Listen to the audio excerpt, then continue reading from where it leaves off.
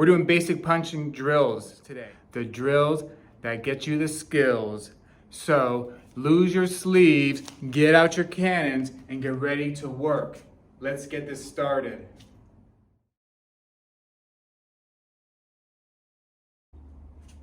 The first drill that we're working on is right out of the Sunum Tao. First moves that you learn. It's a single thrusting punch with the Hyun Sao, which means circling hand. So this is an easy one to do. Anybody can do it. Let me show you the move. Bring your fist to center. Punch straight out. When you punch, you let it lock all the way out. Turn the hand up. Pull the fingertips back. Internal rotate down. And roll those fingers up and snap shut. You're going to chamber back and do the same thing. You got it with the right punch. Palm hand up, pull the hand back, internal rotate down, and roll them up and snap. When you're working on the single punch, make sure you're putting the hand in the center of the body. As you're striking, make sure it's going up to about throat level. The reason why we want it to be up there is so that we can engage those muscles and get them flexing and get them constricting in there. That's how you can work this in the air to get that to go. If I'm punching down here like this, it might get this going, but it also gets the biceps going. I'm wanting to let that punch through and let the biceps, well, stay pretty flat, but engaging just the tricep with it. So make sure you're punching right about from chest height to about throat height. From chest height to throat height. From chest height to throat. All right? I'm also not going up to the face where it's a little bit too high here, and I'm having to use the shoulders too much. I can feel it in my shoulders. I want it to be just straight out. We've all seen it, Wing Chun's chain punching technique. Now, we're going to be going over that a little bit later. Before that, I want to talk about the Man Sao, which is our pre-fighting posture. Man Sao here, hand is extended out, and Wu Sao or waiting hand is back. So we have the Wu Sao waiting hand back, about an elbow. Our elbow is about a fist distance from our body. Our waiting hand is about a hand length away from our body. It's very far away. And then our other hand is in front. This creates the wedge that we use for it. Notice it's along the center of the body. I don't want my Wu Sao too high up into my face. Also, I don't want it too low. I want it right in the middle. Having our guard right in the middle allows us to move down or up quick. Now, it's not a static guard. Of course, I look very static in this position here. It's moving. It's with footwork and the handwork that makes Wing Chun a success.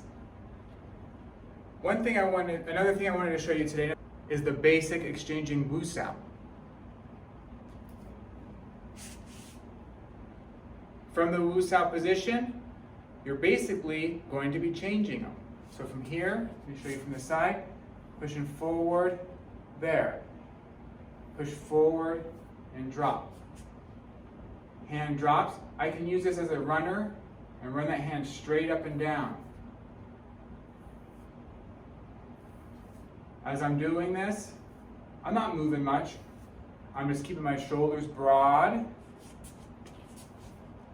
Keeping my shoulders broad and back. I'm not trying to shove into anything and not even trying to move the body. This is a lesson you learn from the Sunum Tao. When doing the exchanging Man Sao, it's important to make sure you're remaining still. So keeping shoulders back and not moving. Your footwork, you should just be doing a basic character 2 adduction stance. I want you to really be sinking down in there. That's the theme on the footwork. That's really all we're doing, is holding that stance to strengthen those legs. Because if you can't stand, you don't have as many options. After learning the exchanging Mansao, that takes us right to where we need to be, because a lot of the same skills are being worked from the punch to the Mansao. We've already worked on the exchanging Mansao. To do the punch, all you do is take your Mansao, make fists. Now from here, I'm going to punch straight out. And as I do, I'm going to lock it out. I'll explain this in a second. On the punches, we're moving straight forward and on the line. Notice my punches are lining up towards my chin more. They're kind of covering that area on this. From the side view, I'm locking them out again. Now notice from here, I'm not moving a lot. I'm not trying to punch or put any power into it. We don't want to do that. Again, basic punching techniques is working on acclimating the body and using different ways to engage the muscles that we recruit for fighting. I'm not saying you're not going to be moving. You will be a lot. But in the beginning, we're working off of those little ideas, how to situate yourself and reframe your focus. From the front view again, take a look at this. If I just put both my hands out, it makes the arrow. This is what we call the wedge. On. From the Mansao, this one shoots up for one half of the wedge. This one shoots up for the other half. That's how I can kind of counter that up. You can move up, you can move down and up, down, of course, straight. That's how we want our Mansao to be. That pressure, that punch. On the punch, it's like one's being thrust out. And we're letting it go high, up to the chin, about chin height. When I'm doing this in the air, I'm doing about chin height. And notice I'm just doing one punch at a time. I'm not doing chin punches yet. I'm not even thinking about them as chin punches. I'm not doing chin punches, I'm not even thinking of them as chin punches. As I'm going out, I'm trying to catch that hand, and from here, I let this elbow drop and pop back. And then it repeats. And from there, I'm locking the punch out each time. When doing the slow punches, make sure you're extending the elbow out, which means locking them out. Now, the same thing as I said before can be applied here. As I'm shooting the hand forward, I'm dropping that elbow, and shooting the hand forward and dropping that elbow. You'll notice from here, if I drop this hand, this one's right on point. It shoots and drops, and now this side's covered as well. So if I put my arrow hands up, you can see that's my wedge. Now we're ready to go on to chain punches.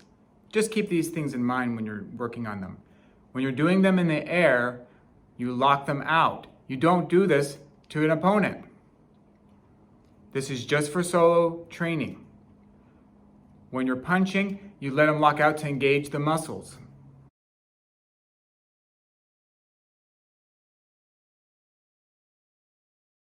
Another thing you can work on with chain punches is make sure you're squeezing your core muscles. Now this means tightening up the abs, but breathing normally. We're not doing a situation where we're trying to breathe out with each punch or anything like that. We're just want to breathe regularly. I'm going to demonstrate that in a moment. So as I'm punching, I'm using that line. Now from here I have a few things going on. I actually have a lot going on. First of all, my legs are engaged. I'm sinking down in them, working on my stance. Another thing is, you'll notice I can talk during this. Meaning, I'm not really trying to wear myself out. All I'm doing with this version of these punches is locking them out and engaging those muscles and moving quick.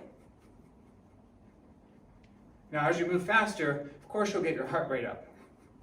But you want to be able to do a lot of these punches. Next thing you'll notice from here is that my shoulders are back and my elbows are locking out. Let me show you from the side.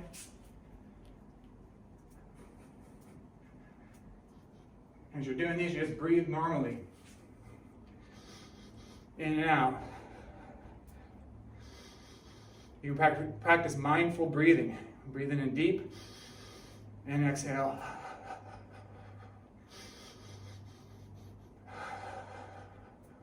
Just like we do with the first third of the Sunam Tao.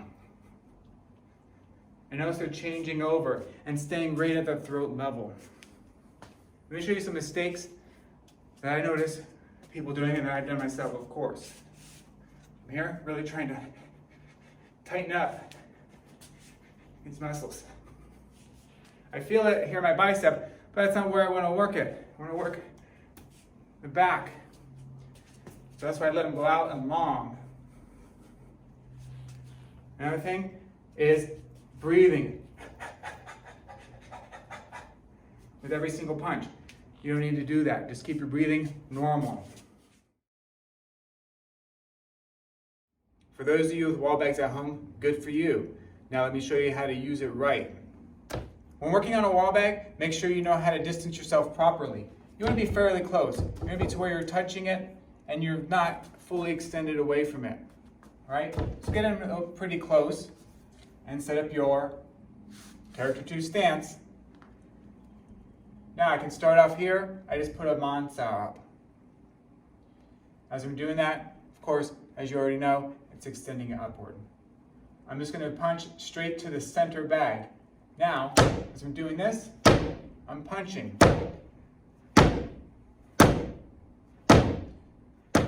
Working on that with slow, deliberate, single punches is going to actually benefit you more than just beating the crap out of this thing. You want to be punching and letting that energy push into the bag and into the wall. Push it into the wall. Now notice too, keep my shoulders down out of my ears. My shoulders are down out of my ears. I'm trying to engage this and engage my back a little bit. And breathing normally, just like I had been doing before. Notice very little movement here. I'm just thinking about my energy shooting straight out into the bag. This is a little bit of that internal ideas. Rather than trying to brute force it, I'm willing it forward, moving forward, pushing straight. On the fist, I keep them relaxed, but in good form. Of course, the thumbs to the side. We all know that already.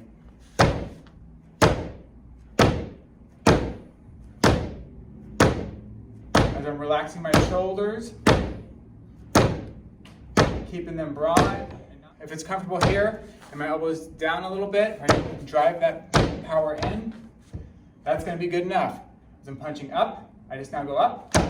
Notice the hand stays low. I don't raise my hand up above to be punching like this. Punch, keep the hand where it is, right on center. There's a reason we do that. And punch.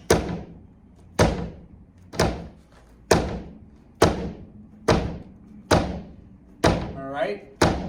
Going to the low bag. As I go into the low bag, again, trying to keep my body away and just driving the arm into the bag.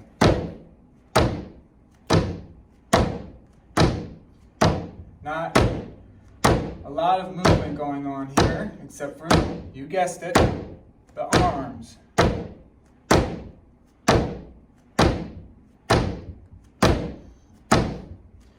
And also you'll notice the hand is coming back up here. The fist in waiting, or Wu Sao, always comes back towards the center. We learned that in the Sunam Tao.